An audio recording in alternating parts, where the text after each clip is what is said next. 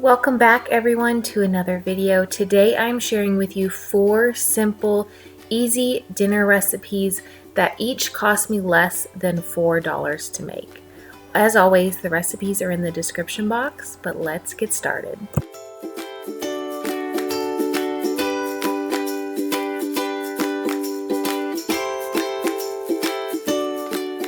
I'm not even saving the best for last. I'm showing the best recipe first. To be honest, this might be one of the best things I've ever come up with. It's a pack of pasta, a pack of winter blend broccoli cauliflower frozen mix, and a can of corn. And I am adding additional ingredients to some of these recipes that are pantry staples, but they are not necessary if you don't want to add them. So I'm not even using the whole pack of pasta. It was 24 ounces. I picked that up at my local dollar store. And then I split the broccoli and cauliflower a little bit. I did leave some of the ends from the broccoli into the cauliflower. And then I added some nutritional yeast, which is a pantry staple for me, and some Better Than Bouillon onion flavored. If you don't have those things, it's okay. You can just add a little bit of salt. You'll be fine. I'm also adding some water. So because my cauliflower was frozen, I'm adding that quickly to the microwave for 3 minutes just to soften it up. The corn drained and rinsed is going in my high-speed blender. If you don't have a high-speed blender, no big deal. You can use a regular blender or a food processor. To that, I'm adding 1.5 cups of water, a little bit of nutritional yeast, and I did add about a heaping tablespoon of the Better Than Bouillon onion flavor. Again, totally unnecessary. You don't have to add those things. I just have those as pantry staples, so I tend to use them. And a lot of you in my comments have said you're cool with that if I add pantry staples to like my meal challenges or to my dinners. So if you don't have them, just eliminate them. But once my pasta started boiling, I added my broccoli. And then once my cauliflower was ready to go, it was softened in the microwave. I added that to my blender and I blended it up. So if you've been here around on my channel for a while, you know that I make this sauce almost identical with potatoes.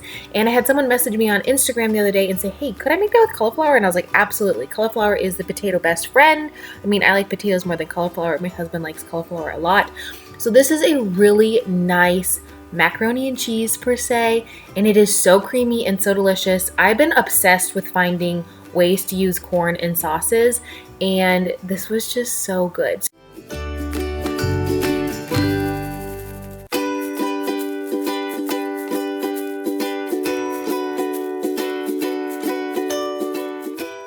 Dinner number 2, I'm calling a potato lasagna.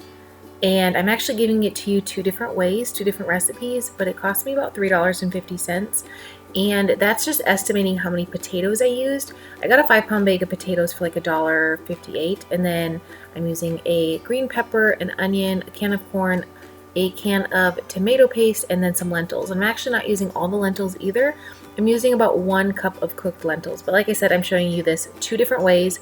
And I know that these prices are really inexpensive. So it's all based on where you live, regionally, what's on sale, what's not.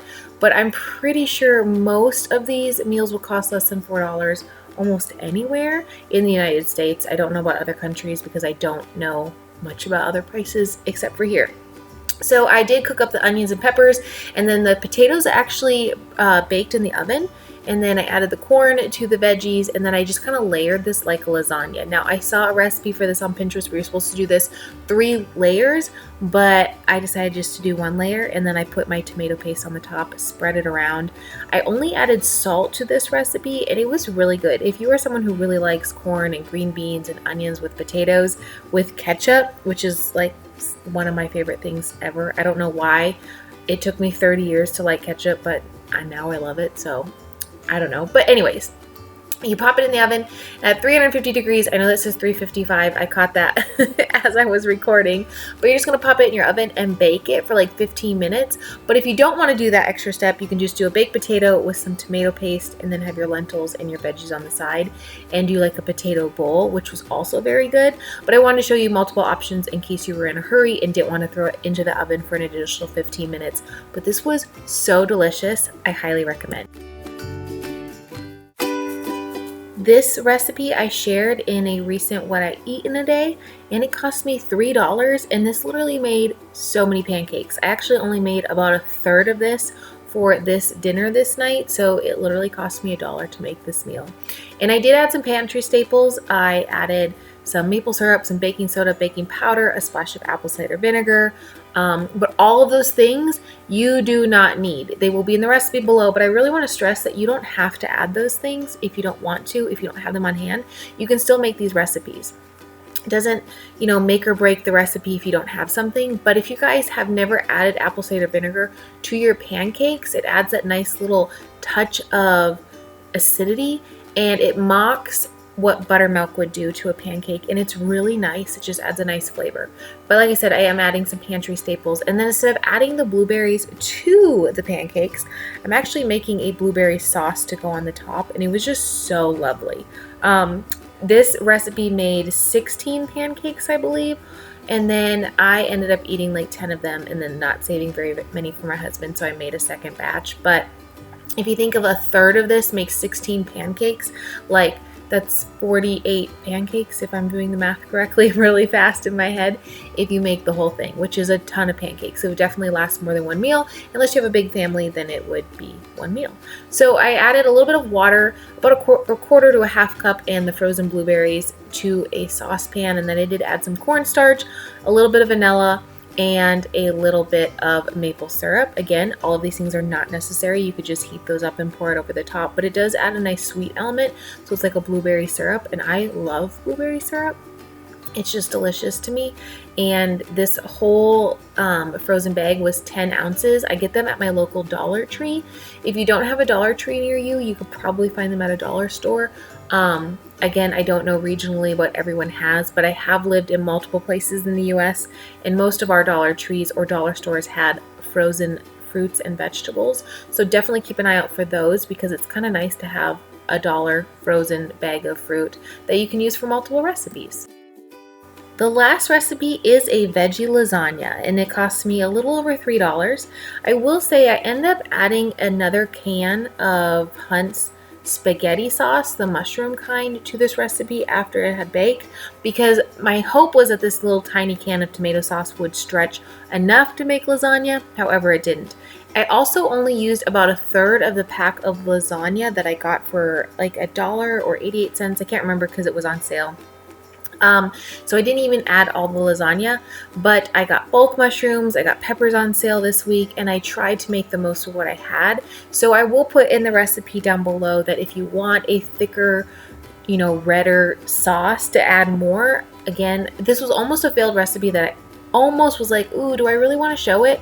But here's the thing. We've all made things in our kitchen with hopes that they're going to turn out, and sometimes they fall short. And that happens to me. Like sometimes things are just like, wow, I can't believe that turned out. It's absolutely perfect. And then sometimes it's not so great. So the nice thing is even though I didn't have a lot of red sauce to begin with, the zucchini and the mushrooms and the peppers and the sauce that I did added a lot of moisture. So that was really nice. And then you could use a mandolin to cut your zucchini even thinner if you wanted to. I, however, don't own one, so I just used a knife. And then I just layered it up like you would lasagna, because that's what it is. I also have never used the noodles that you cook fully for lasagna. I've always used the oven ready ones, and I'll never use the oven ready ones ever again, because these are so much better. They're so much more tender and flavorful and moist, and the lasagna was so good. Now, if I used a bigger baking dish, I probably could have used all my noodles, but I just didn't see a reason to use a whole box of noodles, because we were just going to have this for dinner one night. So like I said, I used about a third of the noodles, and you can use more or less. I was hoping to just kind of showcase a way to bulk up some vegetables for really inexpensive. Zucchini's always super inexpensive where we live, and then I can get bulk mushrooms for really inexpensive too. And then green peppers just happened to be on sale for like 28 cents a green pepper, which I thought was an insanely good deal. So here I am just making a mess, making lasagna. But again, I put this in the oven and I baked it for about 30 minutes covered. I just followed the recipe on the lasagna noodle box when it came to how to bake it.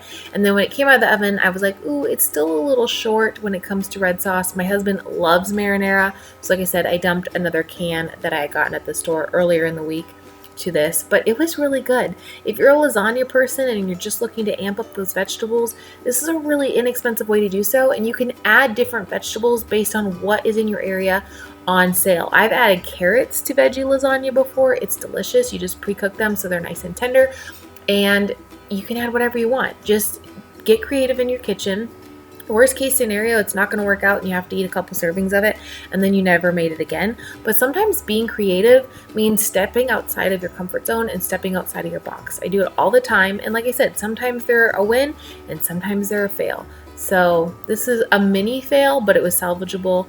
And I still really liked it. I love lasagna, I love pasta, I love noodles, I love veggies. So I guess it's a win all around. I'll stop saying it's a fail. But thank you so much for watching this video. I hope you give it a thumbs up and let me know in the comments if you like this style of video, if you like, the $4, $3 recipes. I try to share a lot of budget-friendly meals here on my channel because it's what we eat and what we love to eat. And like I said, I try to get really creative with a lot of pantry staples and things that I know you have on hand so you can recreate these recipes almost instantly after watching this video. Have an awesome day. I'll see you in my next video. Bye.